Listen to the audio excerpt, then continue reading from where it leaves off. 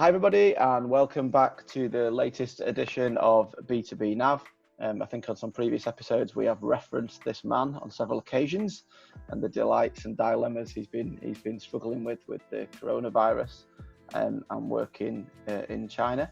So without further ado, may I introduce Mr. Mike Golden of Brandigo. Mike, do you want to give us a quick introduction about yourself? Sure, thanks Matt. Hey everyone. My name is Mike Golden. I'm with Brandigo. This is an agency I created here in Shanghai 15 years ago. I've been in Shanghai for 18 years, and previously I was also in Japan for 5 years, so I've spent most of my career here in Asia. And Brandigo is a marketing communications firm focused on B2B. We serve big clients, chemical, multinationals, manufacturing, automotive supply chain, as well as a few other big customers such as Costco, which is one that we launched last year here in China. So my team is mostly Chinese, and we're focused on targeting people in B2B value chain with marketing communications and growth campaigns, social media, WeChat, all of that great stuff. So fantastic. And I just to ask anybody listening, the link between us two is the E3 network. So we met through the E3 network, had a lot of overlapping kind of clients and problems within the B2B world that we were helping clients with. So I've worked together on several projects since. I guess it was certainly timely to have a podcast with you with all the wider events in the world, particularly in relation to coronavirus. But I want to try and make sure that we touch on that today, but we also talk around kind of marketing around China, and that doesn't kind of dominate the conversation. But I guess to start with, Mike, how did you end up in China and Japan? What was the move from the US over there? What kind of forced you in that direction? Yeah, I mean, way back when I was a martial artist. I was into karate and all this stuff. Right. And then I went to undergrad and studied Japanese. And then at the end of those 4 years, I realized there's not much you can do with a Japanese studies major except for go to Japan. Right. So off we went. And then a few years in Japan, which was fantastic. And I got into marketing there. I started off as sales, actually. So I was a salesperson for computer software, going around different cities, selling Quark Express and Quark Express extensions. For you old schoolers who are familiar and remember Quark Express, the kind of predecessor to InDesign. Yep. So that led into marketing. Then I went back to the US, did my MBA, thought to myself, US is kind of boring. And where can I go now? Yep. And a friend of mine said, go to China. I went, started a business, failed at the business in about 6 months. And we had started a magazine actually. And we stopped that, never started a magazine. That was the learning from that. Yeah. Media very difficult. I've heard that story a few times over the years now. Yeah, magazines aren't the way to go. Looks great. Yeah. Bad idea. Yeah. So we went from there, and but because of that, we were able to get an advertising license for our new founded company, our new agency in China, and went from there. And then 15 years later, we're still plugging away. And you know, China's a great place, a dynamic place, especially here in Shanghai where I live. So it's been an interesting trip. Yeah. And then since then, Brandigo, now you've got representation in the US as well, is right, as part of your kind of global network. Yeah. That's right. We have a partner office in the US who's focused on global and the US. They're experts at brand strategy as well as research and sales enablement are their key things. We're a little bit more downstream. We focus more on marketing communication channels, growth marketing campaigns. Fantastic. Great stuff. So, I mean, to say, tell us your story of the last few months is a bit of a broad question probably, but you know, obviously we've been in contact a lot over the recent weeks and months since Corona broke. But do you want to give us a whistle-stop tour of kind of the being in China version to today? Yeah, I mean, I wasn't in China for most of it. So when this all started to fall apart, I was in Japan skiing, having a wonderful time. And it's the first vacation I took where I was like, you know what? I'm just going to leave my laptop at home. I'm not going to do any work. That was not a great decision. That big decision we all make as we leave, as we're packing. Yeah. Very bold. A bold and stupid choice. Right. So we were in Japan, and then things really started to fall apart in China. And I was with my family. I've got an 8-year-old daughter and my wife. So I said, look, we're not going to go back to China right now. We stayed in Japan for a little while. Then we went to the UK, stayed at our friend's place. I went to the US and did some personal stuff with my family. And then we were in the UK until 2.5 weeks ago. Yeah. And then UK was starting to lock down, and we said, hey, we better get back. We got back through Helsinki, Bangkok, Pudong. That was a long day and a half or 2 days. I was following you on social media thinking, oh my God, this looks like the incredible journey, you know. 3 days after we got back, they locked down the China border, so we're lucky. Yeah. And we arrived back. I went through very rigorous procedures at the airport. They've taken over the whole airport for testing and for figuring out where you've been and what you've done. Then they took us to a hotel right after that. We stayed in the hotel overnight. They tested us right when we got there for the virus. So we were immediately tested at 2 o'clock in the morning. They were very organized. And then the next day in the hotel, they basically let us out. They said, you're clear. We went back to our apartment. And then for 2 weeks, we had to stay in the apartment. Wow, and could only open the door once a day. We had a police sensor on the door that noted to the police station when we opened the door. And if someone opened the door outside by accident to leave a delivery or something, we got a call from the police. Oh, wow. Wow. Yeah, it's really strict, but it was amazing. We've got people in the UK complaining they were only allowed to go out for 1 2-hour run or whatever it is, or 1 hour of exercise. You know, the level of organization here is amazing, all the way down to the community level. And our condo where we live, they had people in charge of us. We had to report our temperature twice a day. We had the doctor come in the beginning and the end of the quarantine. Wow. Pretty amazing, you know, and this is something you can say about what China can do well is organize and make that effective. This type of operation. It certainly sounds like a well-organized regime. I was, again, following you, stalking you on social media yesterday. It was the first time you'd been out for kind of a lunch, it sounded like, since January or something. But what was it like kind of returning to, I hasten to use the word normality, but what's the vibe or the atmosphere like in kind of in and around Shanghai at the minute? Yeah, I gotta say it's a little weird. It's you know, it's not the Shanghai I left for sure. You know, people have gone through this virus fear of being at home and self-quarantining. And now, you know, everyone's masked, 99.9%. I saw maybe 2 people without masks on the entire time I've been here so far, except unless you're in a restaurant or at work. People can now go to work. Shanghai is open for restaurants and bars. People are still being careful. So you're definitely not seeing the numbers out, but it's starting to catch up. My friends who are in F&B space said they're kind of at 80-90% of pre-COVID. So not bad. And some of them are doing pretty well. People pivoted quickly to online delivery and everything. Shanghai already had very good delivery logistics set up and a great infrastructure. So that really just took off. I think that's been interesting from the UK to seeing who could pivot and who was agile enough to switch that up quickly, particularly if you were a main restaurant that wasn't delivering previously. You know, I've seen several restaurants kind of adapt to that, but then we've also seen several of the larger chains suffer and go under and go bust as a result of the crisis, and probably chains that were struggling in the F&B space in the first place, but still this has been kind of the final nail in the coffin for them. So for sure, some of the larger brands like Carluccio's have just disappeared, sadly. But okay, well, that sounds like a hell of a journey you've had there, but you're back to normality now. And I guess one of the areas we've been discussing obviously is the impact on not only our clients, but I guess the culture of our own business. As you know about BDB, most of our clients are international. I think probably similar to yourself. So we're quite used to kind of the correspondence via Zoom or Teams or whatever it may be, speaking to our international clients when we're not with them in person. But what's the impact been on Brandigo? I think the internal aspect of the team, because obviously you've been away from the office for a lengthy amount of time, probably longer than you expected. Yeah.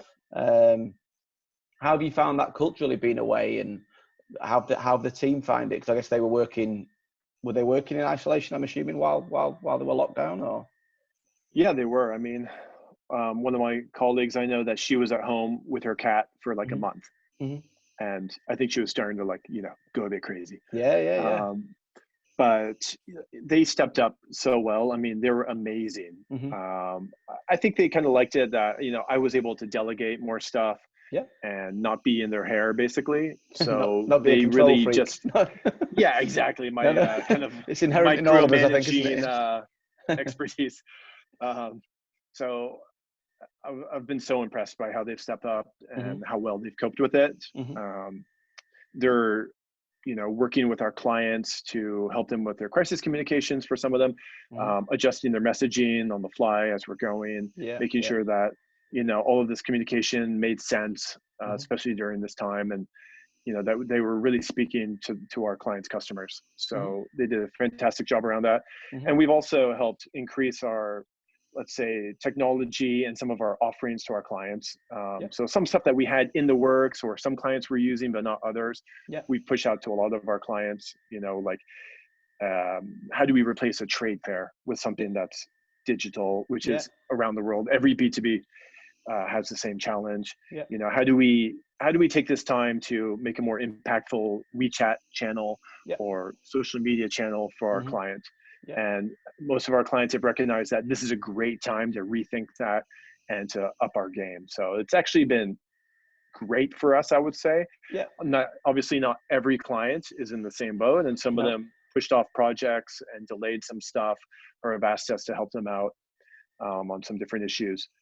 But I think overall, less affected with B2B right now. I'm, looking at Q3 as where we might get more impact because of what's happening in the US and UK and in Europe.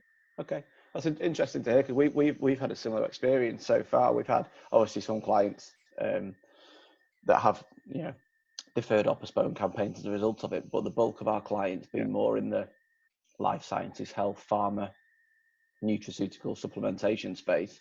If anything, I don't think you can call it an opportunity, but they've increased spend because they've seen this as something that they can push on, I guess, and capitalize on to an extent. So we've not held the pinch too much yet across our clients, which is good and great for BDB, obviously.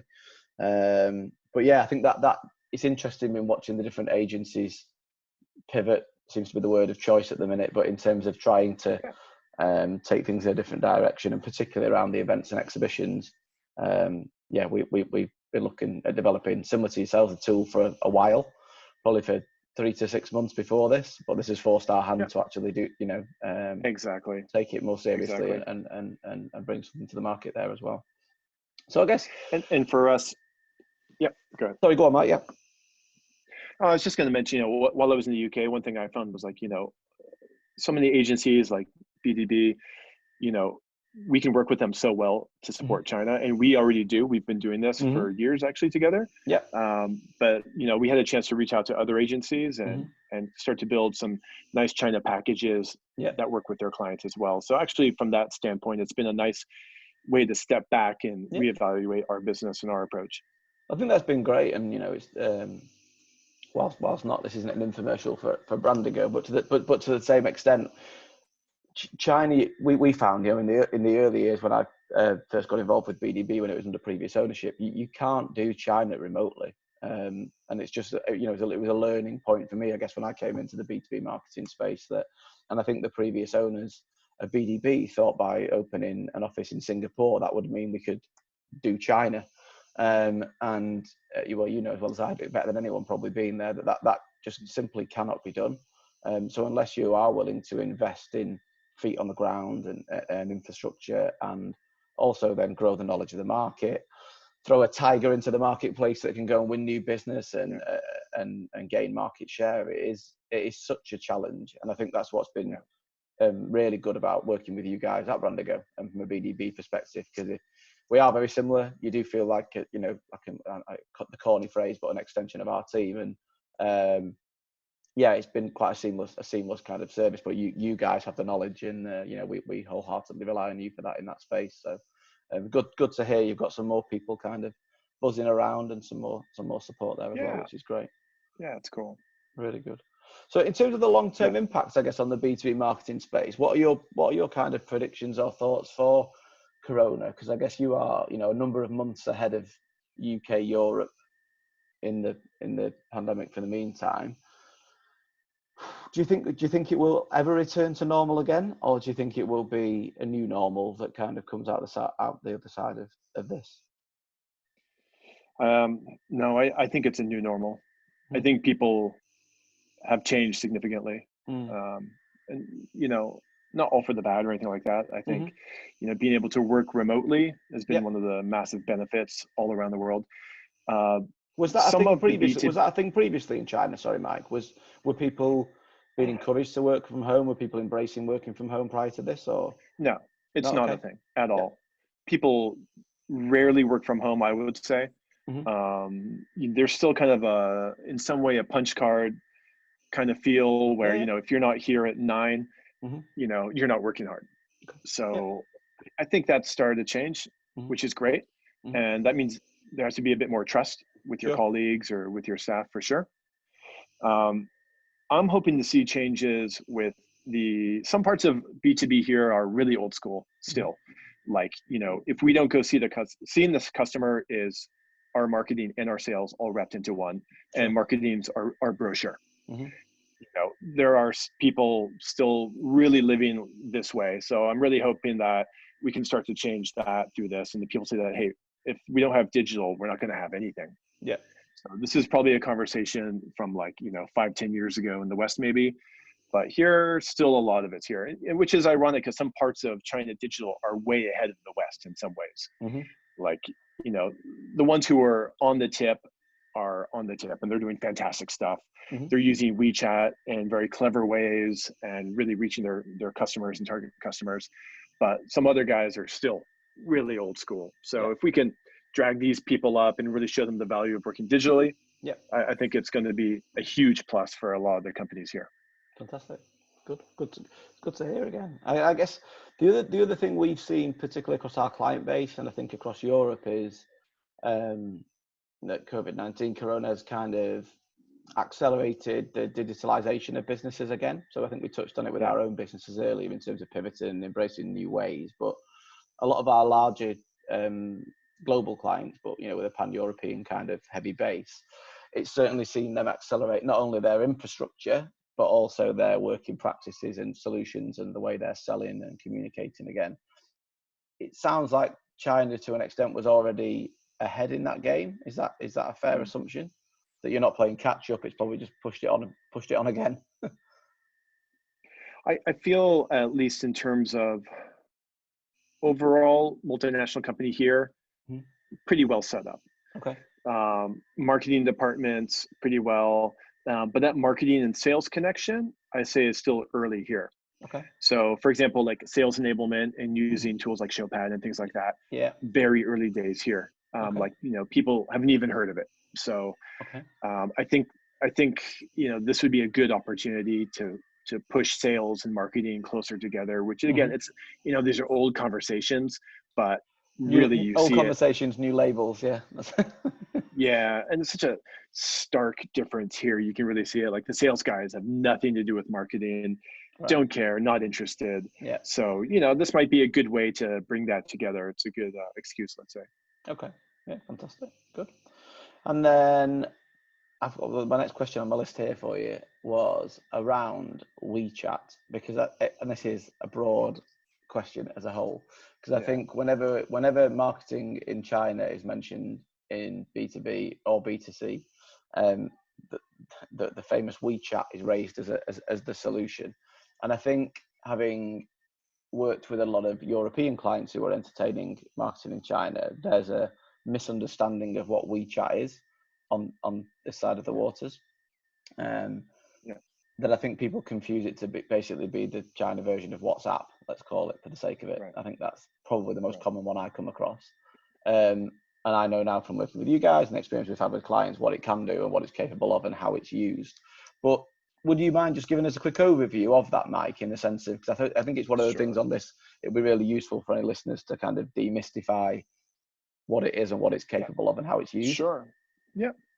So WeChat, I mean, the first thing about WeChat, it is a communication tool. So you've got 1 billion plus monthly active users on WeChat talking with each other all day long.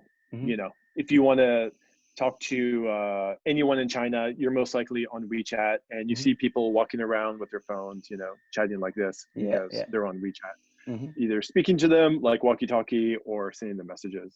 Yep.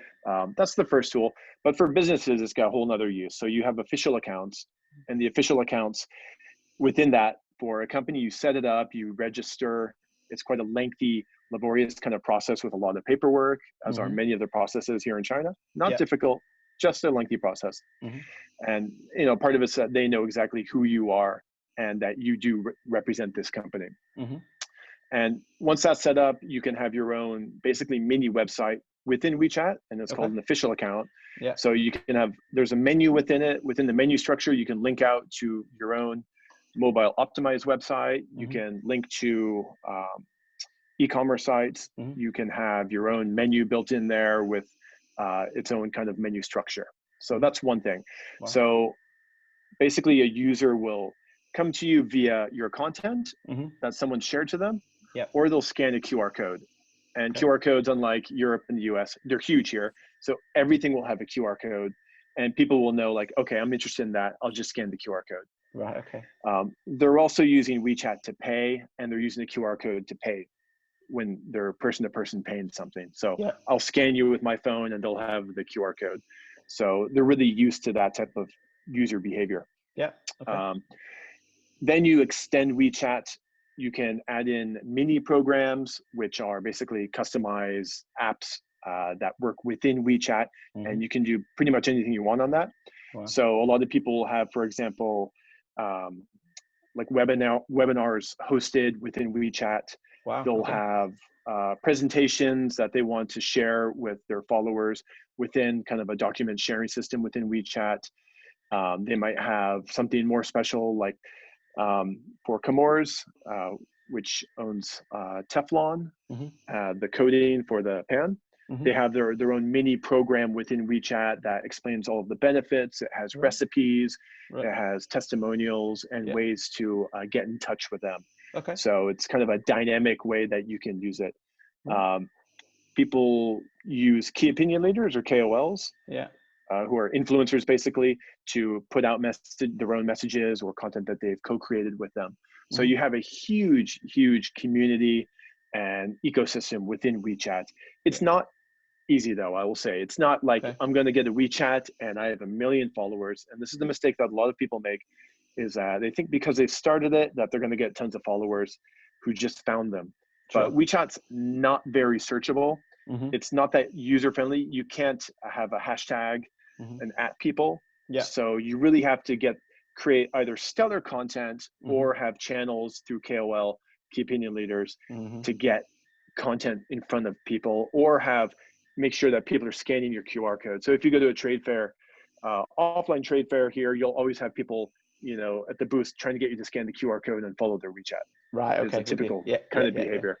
So you really have to put it in front of their face and say, "Come, follow me. This is why you should follow me."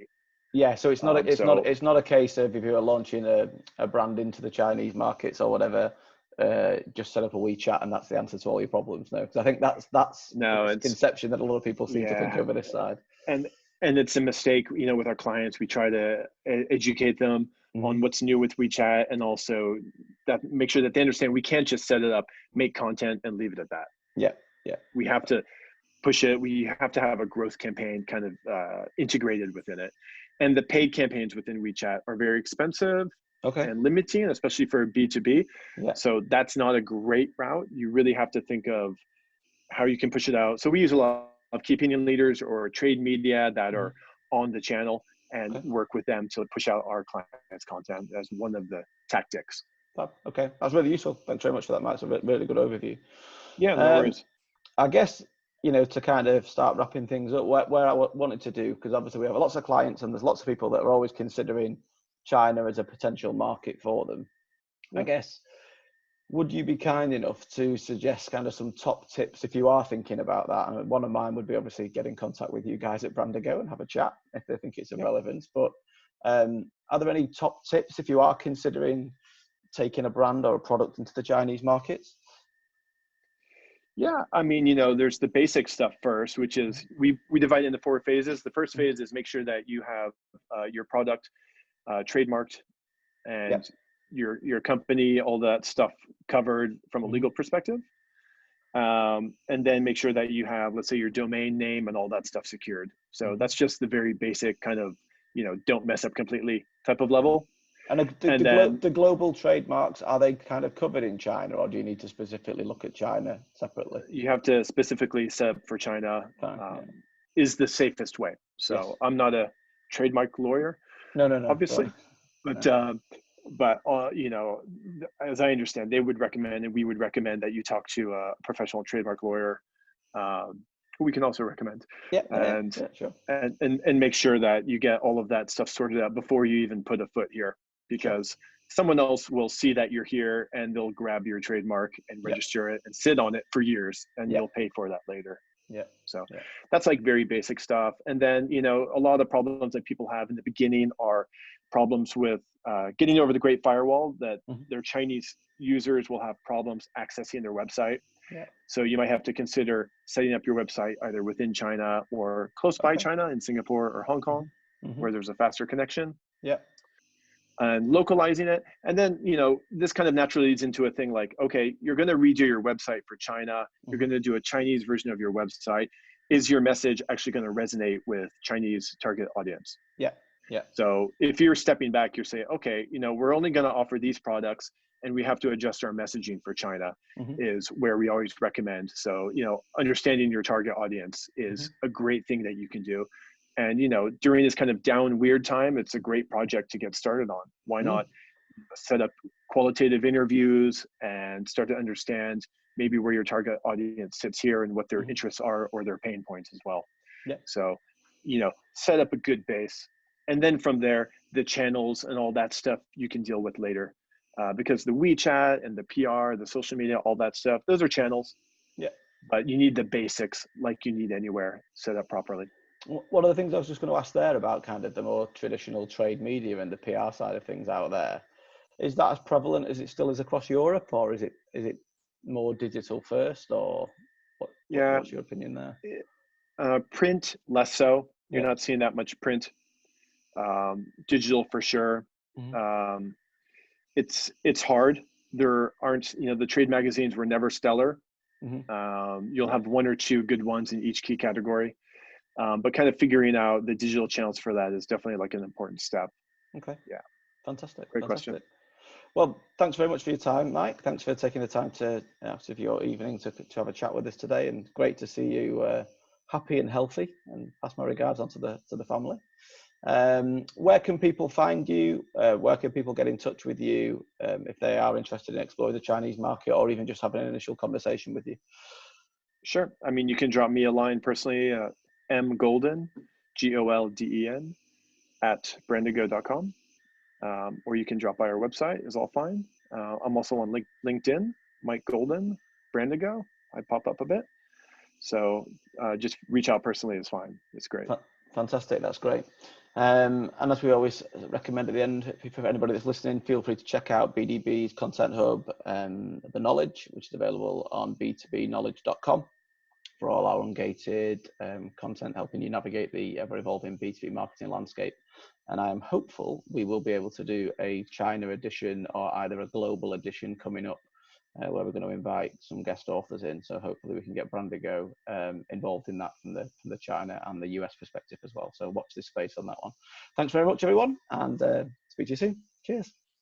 Bye. Thanks, everyone.